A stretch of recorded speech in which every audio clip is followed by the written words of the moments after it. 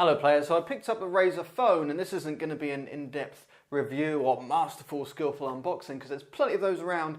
This is going to be how the Razer Phone is almost most excellent.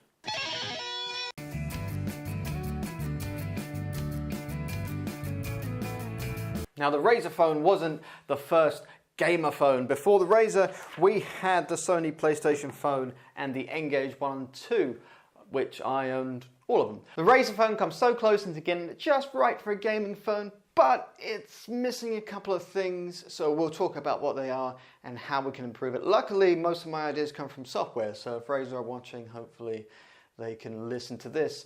Also, I did want to call this video Cool Story Bruh, Razer Phone, can it run Crysis? And I found out very quickly that the answer is no. Let's find out why that is as well.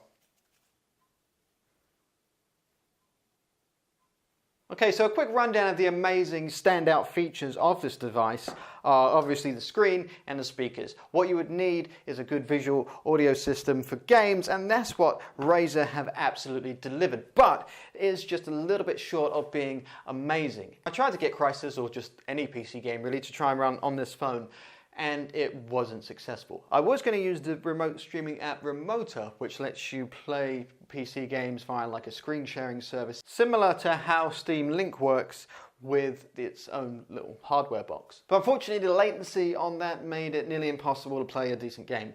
And trust me, it wasn't a network. I was on a 5 GHz network, a foot away from the router, and had latency of about half a second, which is quite problematic, especially if you're trying to run something like Crysis. The Remoter app is ad supported and lets you stream games from your PC.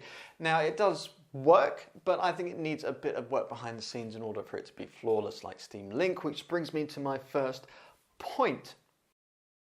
What you get with the device is a fairly stock version of Android, no funny gimmicks or anything like that, which is definitely a plus, and nobody likes unnecessary bloatware, but I do feel it is missing a couple of key features. First is, if it to be a gaming phone, Razer really should have built their own game launcher. The Google Play game launcher is nothing amazing. It's quite bland and lacking a bunch of features. Fairly basic. So I really think that Razer could have pulled the stops out and included a better game launcher than the stock one that Android provides. In addition to that, I really feel like it's missing some Razer version of Steam Link. If there was a way that you could stream PC games to the phone, that would be incredible, and I think that would make a really nice fit for this device. And while Razer makes some gorgeous PC gaming peripherals and console gaming peripherals, I would really love to see a controller dock for this device. That would be really sweet to have a Razer controller with this being docked into it.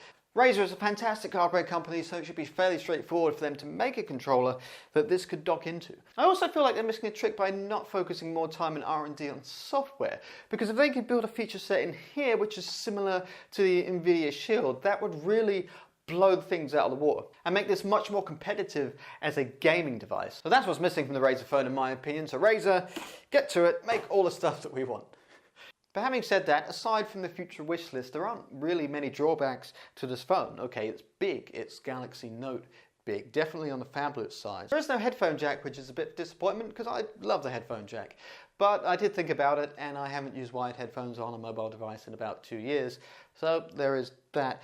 They do sell Type-C headphones, Razer headphones for this device, which means if you buy them, they won't work on anything else apart from Type-C phones.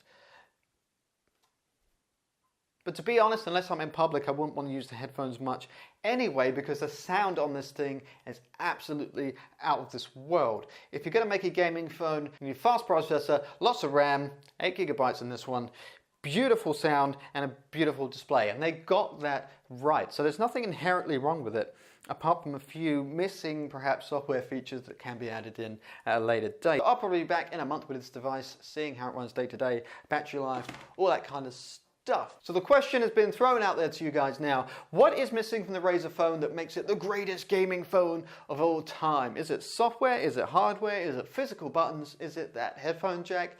What would make the ultimate gaming phone that isn't on the Razer Phone? Let me know in the comments below, and until next time, keep playing.